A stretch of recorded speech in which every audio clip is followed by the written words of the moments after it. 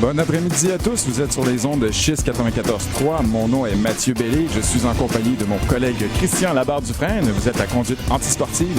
Il est exactement 14h29, maintenant 14h30.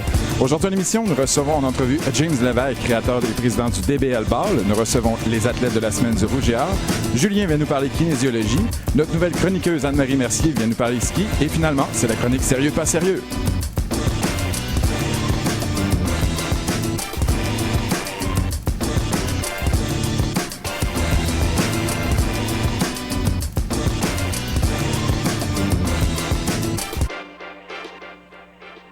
Alors donc, comme dit précédemment, nous avons avec nous en studio M. James Lévesque qui vient nous parler du DBL Ball. Bonjour James. Bonjour. Alors James, dis-moi, j'aimerais savoir qu'est-ce que c'est vraiment le DBL Ball? C'est DBL Ball, ça signifie dribbler, botter, lancer.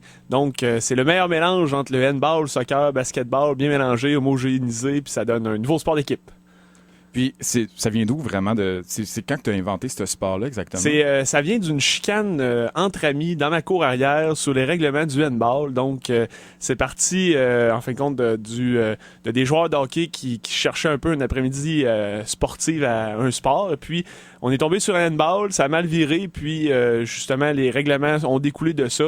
Donc, la base était partie de cet après-midi-là. La base étant un sport très actif, super facile, très physique pour des garçons qui voulaient bouger. Là, tu as parlé d'une après-midi, c'est parti d'une chicane. Mais est-ce que vraiment ça s'est fait petit à petit d'inventer le sport ou vraiment c'est parti tout d'un coup comme ça, vous avez décidé une après-midi, on invente un nouveau sport? C'est vraiment parti petit morceau à petit morceau. C'était un essai, puis après ça, c'est revenu, on l'essaie dessus, on continue ça à jouer. Quand on n'était pas assez pour jouer au hockey, c'était toujours l'alternative gagnante. Puis avec les gars qui commençaient à vieillir puis travailler, on se ramassait de moins en moins. Finalement, le sport rendu au cégep restait toujours dans le bac. Là, c'était comme l'alternative. Puis finalement, le monde recommencer à jouer, puis finalement on s'est ramassé plus que jouer au DBL Ball que jouer au hockey. Puis on a décidé de me rendre au sérieux avec mon cheminement universitaire. Quand je suis rentré à l'université, de décider de créer l'association, créer la ligue. C'est devenu vraiment un projet, puis il y a beaucoup de monde qui sont agglomérés autour du sport, puis c'est devenu aujourd'hui ce que c'est. Là. Mm-hmm. Et si on parle côté règlement, côté la base du sport, c'est quoi les gros règlements du sport? On englobe les règlements là, sur 5 points, là, même si mon ami rit de moi, puis j'en dis juste 4 là, quand je dis les 5 règlements. On pourrait dire dribbler, botter, lancer, donc il faut que les joueurs se déplacent absolument, soit en jouant avec les pieds ou les mains, donc ils peuvent pas marcher avec le ballon. Deuxième règlement, compter dans les buts, donc pour compter un point des DBL Ball, ce qui est vraiment différent, c'est que les buts sont retournés vers la bande, donc on peut pas compter de loin, donc il faut vraiment se rendre l'autre côté des buts et marquer. Et les buts n'ont pas de filet, donc les joueurs défensifs peuvent passer à travers le but. Donc c'est comme si on enleverait les filets au hockey, puis les joueurs peuvent passer à travers le but, faire l'arrêt contre l'attaquant qui fait le tour. Et puis on a le droit d'enlever le ballon à l'adversaire, on a le droit de toucher à l'adversaire, donc c'est un petit peu plus contact que le basketball, sauf qu'on n'a pas le droit à la mise en échec. Là. Mais tout ça pour dire que l'attaquant qui met la pression sur en fait, contre le défenseur qui met la pression sur l'attaquant, si l'attaquant a le ballon dans les mains, a la faute. Donc c'est l'inverse des autres sports, c'est toujours l'avantage au défenseur contre l'attaquant qui possède le ballon. Et côté surface de jeu, tu as parlé des filets qui n'ont pas de filet. Est-ce que ça se joue avec des bandes? Est-ce que c'est un gros terrain? En fin de compte, ça se joue sur un terrain de basketball. Okay. Les grandeurs d'un terrain de basketball. Les buts sont à peu près à 3-4 mètres du mur. Donc, un bon espace entre le mur et puis le but. Et les buts sont 10 pieds de large. Donc, ça donne à peu près un bon 3 mètres là, de but là, de large. Donc, c'est l'équivalent de 2 buts de hockey là, collés un à côté de l'autre parce que c'est la même grandeur et à peu près la même profondeur. Mm-hmm. Et tu as parlé que c'est maintenant rendu de plus en plus populaire, de plus en plus de gens qui pratiquent le sport. Côté expansion, c'est quoi vos projets? En fin de compte, on est parti dernièrement là, d'un projet où on monte le sport, tout ça dans les écoles. On a créé la ligue. Et puis, dernièrement, là, ce qui est sur la table, c'est vraiment de démarrer une ligue civile qui va englober, on pourrait dire, les meilleurs joueurs de la ligue. Et puis, roder ça comme n'importe quel spectacle de sport. Donc, créer la ligue de DBL Ball qui, le monde va pouvoir venir voir la référence là, étant les meilleurs joueurs. Puis, avec ça, il y non seulement on n'abandonne pas nos projets qui est de visite dans les écoles, l'équipe étoile qui visite aussi les écoles avec des joueurs de DBL qui montrent le sport, la formation aux enseignants, la vente d'équipements sportifs. Donc la Ligue coordonne tout ce qui touche le DBL de loin et de proche. Et tu nous parlais hors d'onde que tu revenais justement d'une de ces écoles-là. Quand vous allez dans les écoles, est-ce que les jeunes vous reçoivent bien? Ben ça, justement, j'étais passé à la seigneurie v'là même pas une heure. Et puis, les jeunes ont vraiment trippé. Il y en avait déjà qui avaient joué au PEPS parce qu'on offre le DBL Ball au PEPS. C'est nous autres mêmes qui donnent l'activité. Donc, les jeunes, il y avait quelques-uns qui avaient déjà joué. Fait que c'est certains qui en ont parlé entre leurs amis. Ils viennent essayer ça. Puis, les professeurs d'éducation physique ont eu la chance aussi de le découvrir en même temps. Donc, ils ont trouvé ça vraiment génial. Il y avait vraiment une bonne quantité de jeunes qui regardaient des estrades parce qu'ils étaient peut-être un petit peu gênés d'essayer ça.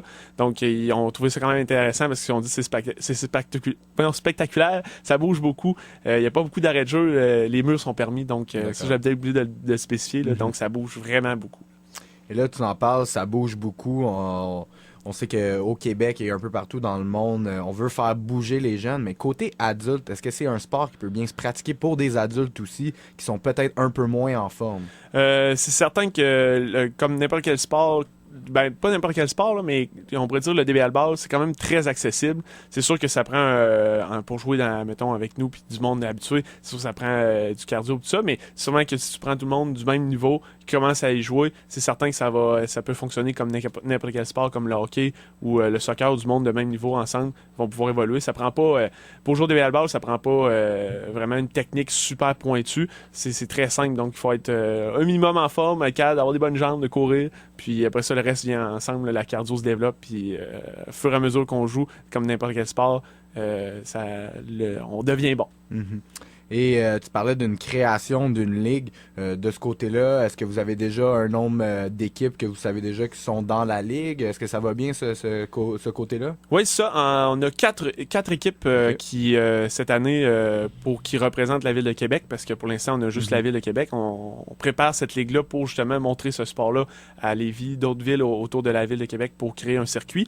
Et puis, on a 4 équipes seulement, parce qu'on n'a pas les plages à horaires infinis pour faire jouer tout le monde. Donc, 4 équipes de 8 joueurs, donc 32 joueurs qui vont avoir la chance de jouer. Et puis, c'est vraiment là, on est directement dans le camp d'entraînement. Donc, il reste une dernière date pour que le monde qui veut s'essayer pour faire une équipe.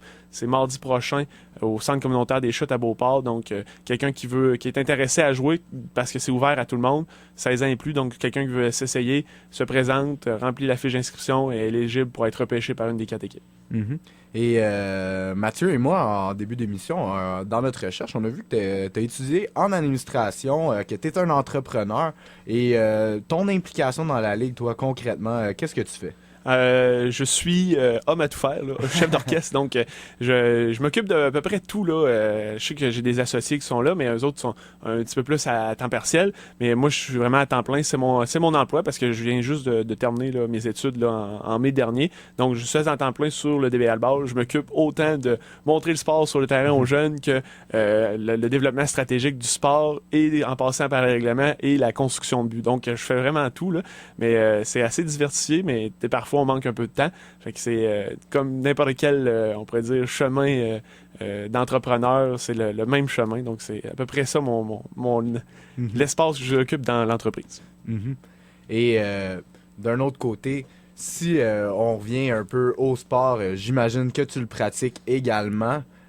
Personnellement, toi, qu'est-ce qui fait un bon joueur de DBL Ball? C'est vraiment la persévérance, là, parce que quand tu manques un jeu à l'offensive, tu tires vers ton but, t'as pas le choix, là, parce que la façon que le terrain est configuré, tu tires vers ton but. Donc, t'as vraiment pas le choix que si tu manques ton jeu à l'offensive, de revenir. Puis les joueurs, même quand moi je suis en train de monter notre équipe, c'est vraiment, je pense, la première qualité qu'on regarde, un joueur qui est capable de courir les deux sens du terrain. Donc, quelqu'un qui est capable de non seulement d'aller appuyer l'offensive, mais de revenir le premier en défensive. C'est les meilleurs joueurs de DBL Ball, c'est ceux-là. Ceux-là qui manquent un tir, capable de revenir au but, faire l'arrêt, reprendre le ballon, aller remarquer. C'est vraiment ceux-là qu'on pourrait dire aussi qui soulèvent la foule parce que c'est eux autres qui sont capables de donner tout le jus qu'ils ont dans les jambes.